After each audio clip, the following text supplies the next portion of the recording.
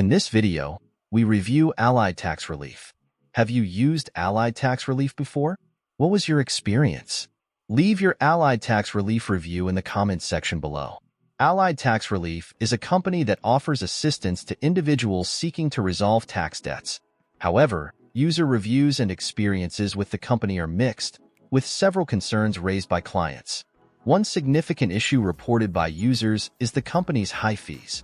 Some clients have expressed dissatisfaction with the costs associated with their services, feeling that the fees were not justified by the assistance provided. This has led to frustration among clients who expected more value for the money spent.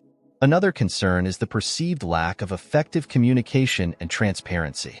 Clients have reported difficulties in obtaining clear information about the status of their cases and the steps being taken to resolve their tax issues.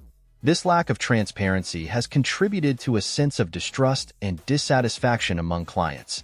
Additionally, there are reports of clients feeling that the services provided were not comprehensive or effective. Some individuals have expressed that the assistance they received did not lead to a significant reduction in their tax debts or did not result in the resolution they had hoped for.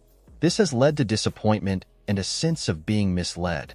Furthermore, there are concerns about the company's customer service.